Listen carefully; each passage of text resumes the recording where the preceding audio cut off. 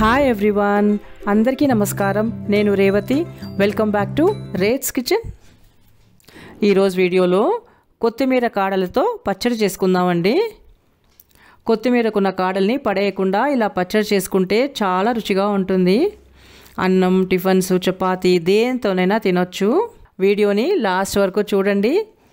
ఈ పచ్చడి రెసిపీ కనుక మీకు నచ్చితే మర్చిపోకుండా ఒక లైక్ చేసి మీకు తెలిసిన వాళ్ళందరితోనూ షేర్ చేయండి. ఇప్పటి వరకు మన ఛానల్ని సబ్స్క్రైబ్ చేసుకోకుండా చూస్తున్న వారైతే మన రేట్స్ కిచెన్ ఛానల్ని సబ్స్క్రైబ్ చేసుకోండి. లేటెస్ట్ అప్డేట్స్ కోసం పక్కనే ఉన్న బెల్ని ఆన్ చేసుకోండి.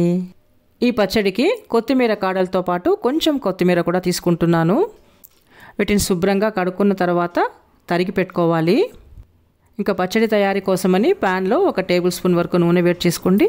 నూనె వేడెక్కగానే 1.5 టేబుల్ స్పూన్లు మినప్పప్పు, కొంచెం తక్కువగా పచ్చిశనగపప్పు, 1/2 స్పూన్ ధనియాలు, 1/2 టేబుల్ స్పూను నువ్వులు వేసి వేయించాలి. పప్పులు దోరగా వేగగానే మీరు ఎంత కారం ప్రిఫర్ చేస్తారో దానికి తగ్గట్టుగా పచ్చిమిరపకాయలు కలుపుకోండి. నేను ఇక్కడ 3 తీసుకున్నాను.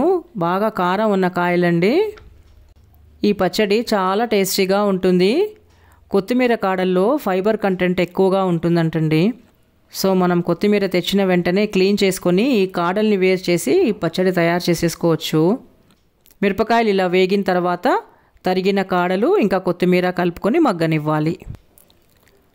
ఇవి సగం మగ్గిన తర్వాత తరిగిన ఒక పెద్ద టొమాటో, గోలీ సైజ్ అంత చింతపండు, మీరు పులుపు ఎక్కువ కావాలనుకుంటే చింతపండు కొంచెం ఎక్కువ తీసుకోండి, 5-6 వెల్లుల్లి రెబ్బలు, సరిపడా ఉప్పు, 1 స్పూన్ జీలకర్ర.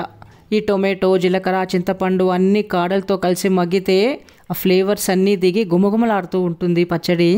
ఇవి వేసుకున్న తర్వాత ఒక్కసారి బాగా మిక్స్ చేసి పూర్తిగా మగ్గనివ్వాలి. కాడలు, టొమాటో పూర్తిగా మగ్గాయి. ఇప్పుడు స్టవ్ ఆఫ్ చేసేసి పూర్తిగా చల్లారాక పచ్చడి రుబ్బుకోవాలి. ఈ పచ్చడికి పోపు కోసము 2 స్పూన్ల నూనె వేడి చేసుకొని కొద్దిగా ఆవాలు, జీలకర్ర, మినప్పప్పు, కరివేపాకు వేసి ఇవి వేగాక పోపుని పచ్చడికి కలిపేసేయండి. గుమగుమలాడే కొత్తిమీర కాడల పచ్చడిని అన్నం, టిఫిన్స్, మీకు ఇష్టమైన ఫుడ్తో సర్వ్ చేయండి. మరో వీడియోతో కలుద్దాము. Thanks for watching and thank you for your time.